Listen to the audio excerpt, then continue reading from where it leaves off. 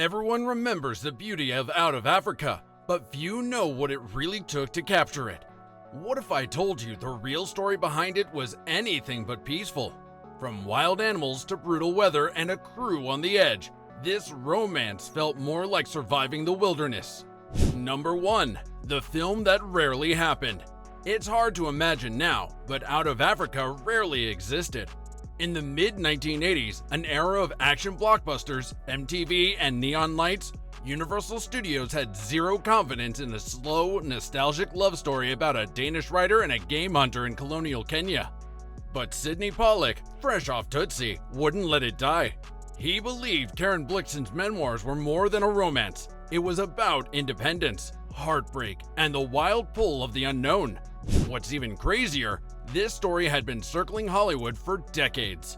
Orson Welles tried to adapt it in the 1940s. David Lean, the genius behind Lawrence of Arabia, also flirted with it but couldn't get funding. Number 2. Finding Africa was a battle itself. You'd think a film set in Kenya would naturally shoot there, but Hollywood wasn't so sure. Kenya in the 1980s wasn't exactly production friendly. Political tension, unreliable power, dangerous animals, and unpredictable weather made it a logistical nightmare. The studio even suggested filming in Australia or California. Pollack flat out refused. "If we can't shoot in Kenya," he said, "then we're not making it." So, they built a fully functional base camp in the middle of nowhere, complete with tents, kitchens, generators, and a film lab. Everything had to be imported. Food, water, fuel, even toilets. It was less like making a movie and more like establishing a small colony. Cast and crew joked they weren't just filming Out of Africa, they were living it. Number 3. Real animals, real chaos. From the moment they landed, the wild side of Africa made its presence known. Lions, snakes, baboons, you name it, wandered freely through the set. Meryl Streep woke up one morning to find a monkey raiding her tent. The makeup team had to guard their supplies at dawn because baboons kept stealing their brushes and mirrors. Crew members reported hyenas howling outside at night and snakes slithering into the lighting cables. One production assistant later said, "Every day felt like a National Geographic episode, except we were the ones being filmed." Forget studio chaos, this was survival cinema at its finest. Number 4. The iconic hair wash scene was a nightmare. You know that gorgeous slow-motion scene where Robert Redford gently washes Meryl Streep's hair by the river? Pure romance, right? In reality, it was pure torture. The water was cold, the air was humid, and mosquitoes swarmed the actors non-stop. Pollack insisted on reshooting it multiple times because he wanted that perfect golden hour glow. But after taking 12, Streep joked that she was ready to drown the director herself. Redford tried to stay upbeat, but he was equally miserable. The result looked like effortless beauty, but behind the camera, both actors were teeth-chattering and bug-bitten. As Streep later put it, "It's amazing how something so uncomfortable can look so beautiful." Number 5. Redford's accent drama. Here's something most fans don't know. Robert Redford was originally supposed to sound British. His character, Dennis Finch Hatton, was a real English aristocrat, so the studio hired dialect coaches and made him rehearse endlessly. But no matter how polished it was, Redford sounded wrong. The charm vanished. After weeks of frustration, Sidney Pollack finally threw in the towel. "You know what?" he told Redford. "People don't want to hear you fake an accent. They want to hear Robert Redford." That decision changed everything. Redford ditched the accent, kept his natural American tone, and suddenly the chemistry with Meryl worked. Critics complained it wasn't historically accurate, but audiences didn't care. Number 6. Tensions between the leads.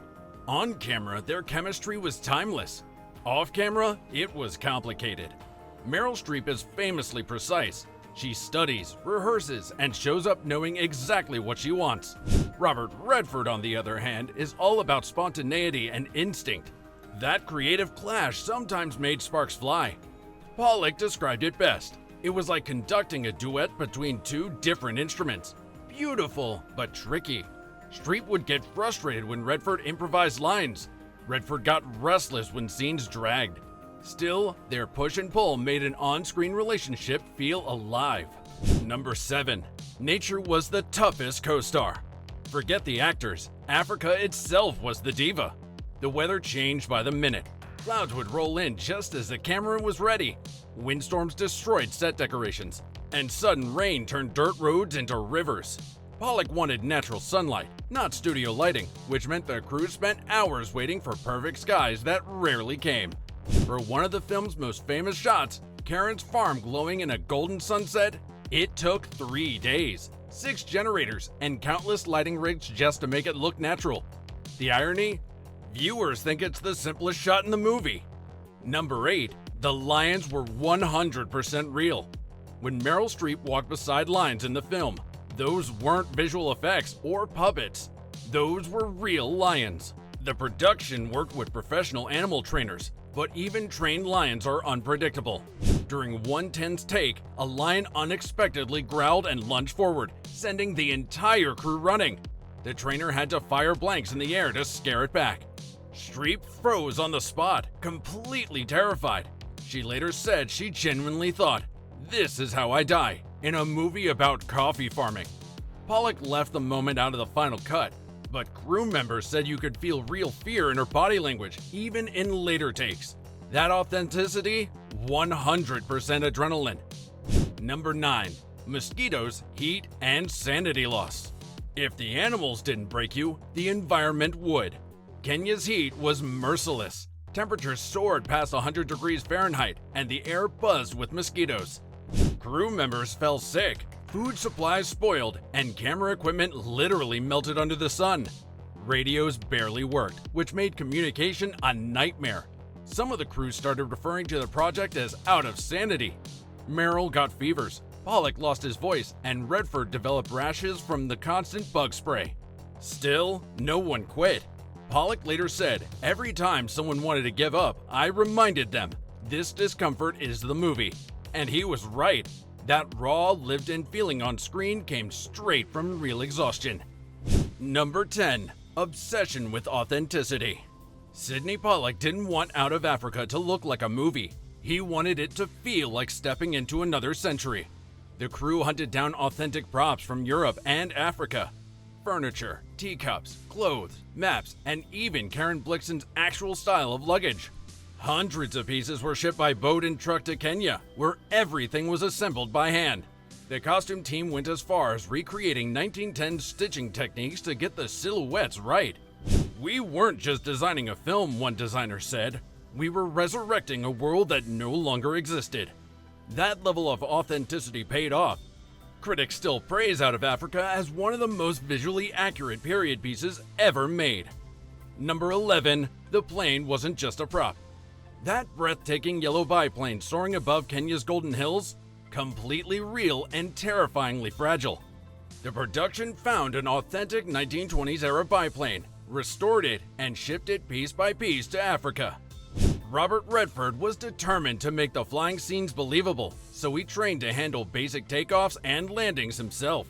Stunt pilots took over for the riskier shots, but Redford did enough flying to impress the crew. During one flight, the plane briefly stalled midair, causing a panic on the ground, but Redford stayed calm and landed it safely. Pollock called that moment the spirit of the film: elegant, dangerous, and free. Watching that plane glide across the sunset wasn't just cinematic magic, it was real history taking flight. Out of Africa wasn't just filmed in a breathtaking place, it was forged there. Every storm, lion, and sleepless night somehow ended up woven into the film's soul. Maybe that's why decades later it still feels alive, wild, imperfect, and completely unforgettable. Make sure to subscribe for the next episode.